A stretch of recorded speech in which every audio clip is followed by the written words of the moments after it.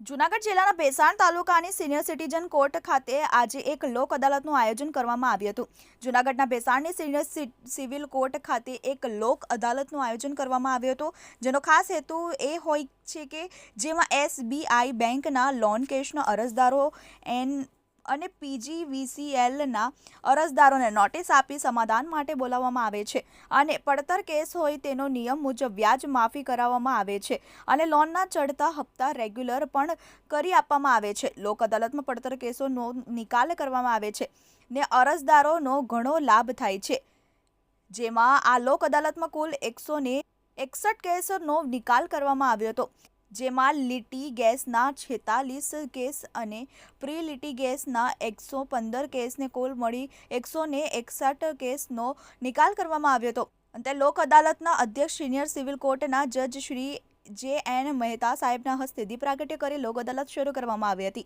તકે ભેસાણ તાલુકાની તમામ SBIના મેનેજરો તેમજ ભેસાણ PGVCLના અધિકારીઓ હાજર રહ્યા કાર્યક્રમને સફળ બનાવ્યો હતો, જેમાં મોટી સંખ્યામાં અરજદારો આવ્યા હતા અને 161 કેસનો નિકાલ કરવામાં આવ્યો હતો। Gopal Bhesaniya, TV18 news, Bhesan.